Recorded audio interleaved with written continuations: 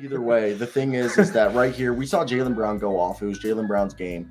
And Jaylen Brown and Jason Tatum have a really good relationship.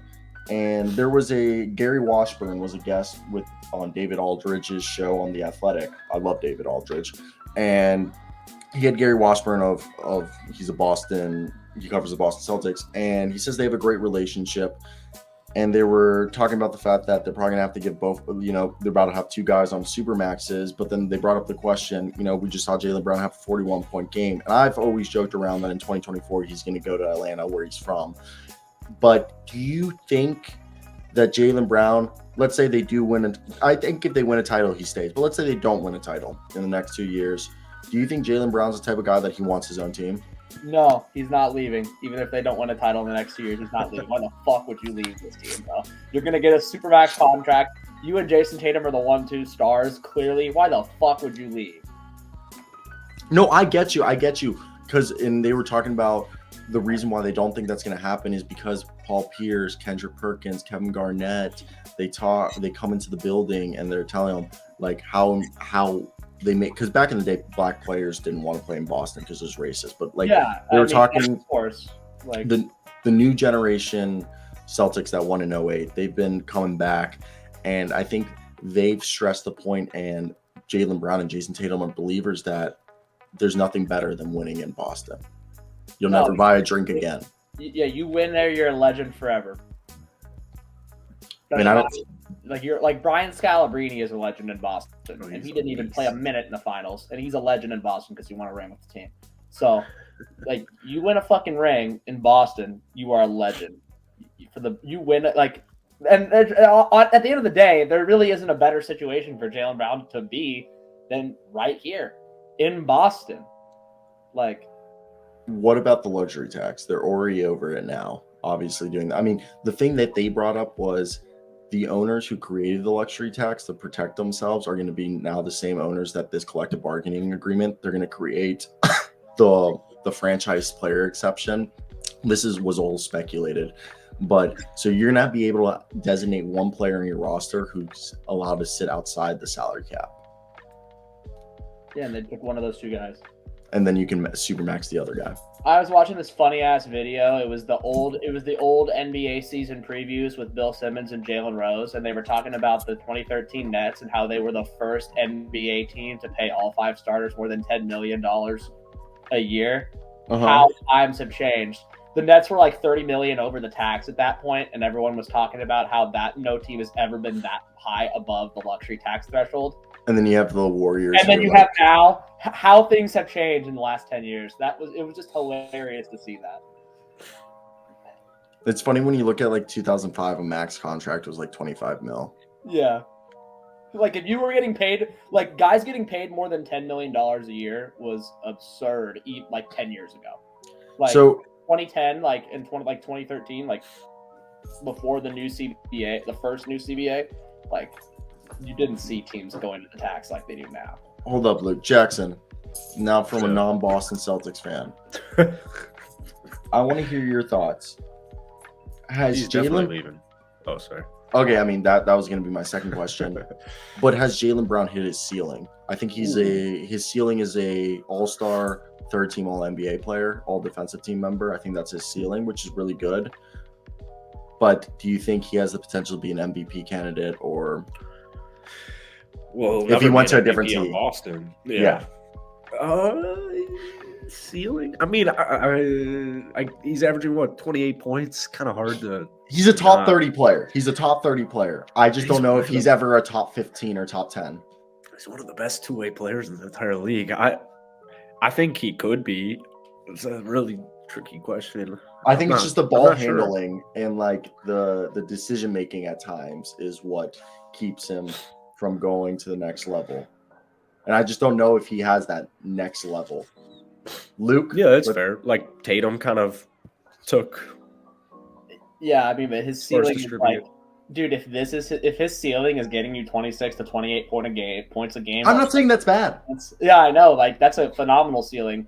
That's a borderline all NBA level ceiling. But what I'm asking is, it is all NBA. I'm not really sure what more you could ask for. No, let me rephrase that question. Has he reached his ceiling on Boston, or do you think if he went to another team, he could be a more higher impact player? I mean, he With a already higher- there's not really much more. There's not really more like anywhere up to go from now as far as Jaylen Brown, unless he like wins the MVP. Like at the end of the day, like he's probably going to average like 28 or whatever on a new team, and just they wouldn't be as good as they are now.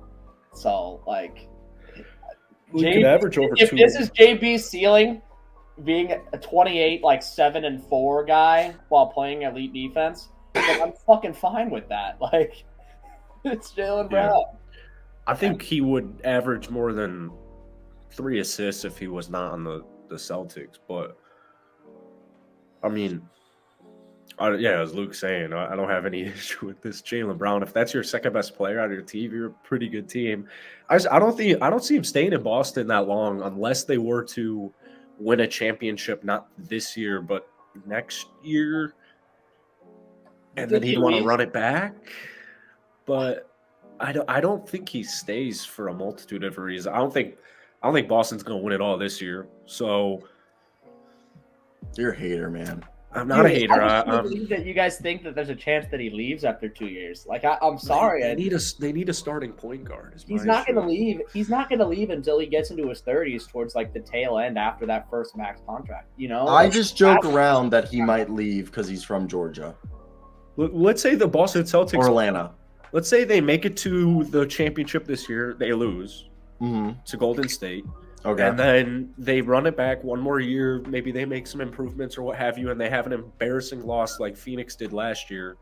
I don't see a guy like Jaylen Brown, who's averaging 28 in the prime of his career at 27 years old, the hottest free agent on that market. I don't think he'd stay. Yeah, I mean, I kind of get that. I mean, Kyrie said he was going to stay in Boston, and we had an embarrassing loss to the Bucks in the playoffs, and he was gone in free agency. But yeah, like Jaylen Brown, I think it's different than Kyrie. I don't see him. I think there's like it's no question that he resigns with the Celtics. At least in 2 years. Like I don't even think like there's no doubt in my mind that Jaylen Brown will remain with the Celtics. So how about? Do you think that him being in the Kevin Durant trade request or trade package, do you think that is in the back of his mind thinking they don't really care? No, that's just because they're trading for Kevin Durant. That's Kevin fucking Durant. That's Kevin fucking He should be honored. He should be honored.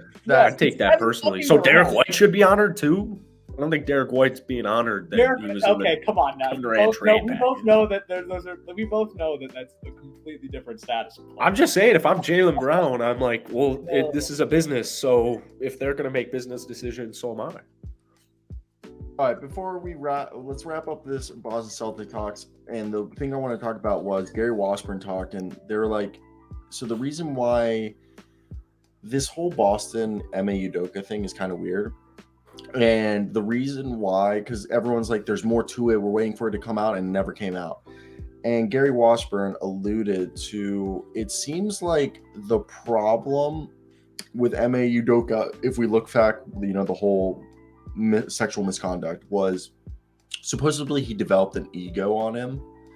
And he was supposedly a very frequent, there's nothing wrong with it, frequent person in nightlife, in the Boston nightlife. And there's nothing wrong about it, they're like, as long as you saying Jaylen Brown or Ime was a frequent Ime Udoka was a frequent connoisseur of the nightlife in Boston, they said, and especially when his ego blew up when they were winning all that. And if you let's say the sexual misconduct stuff wasn't as bad, and he was still part of the reason why he's suspended and all this stuff, and why it's kind of like supposedly, again, there's nothing wrong about having a social life outside of work, but his nightlife, from what they alluded to, rubbed people the wrong way. Oh yeah, it's a grown ass man going out. I mean, yeah, that's a grown ass man. Go home to your family. How old is Ime? 30 something. Go 45, home. 40. Yeah, even worse. Get out of the clubs. I'm 23. Clubs suck. Who wants to be in clubs? I don't know, man. I don't know. I hate clubs. But yeah, that's like, what's he doing? Crowded, bro. And they also alluded to that potentially the NBA, Adam Silver, when the Nets announced that they were hiring Ime Udoka, like, contacted the Nets and they're like, look, it's only been 6 weeks. That doesn't surprise me.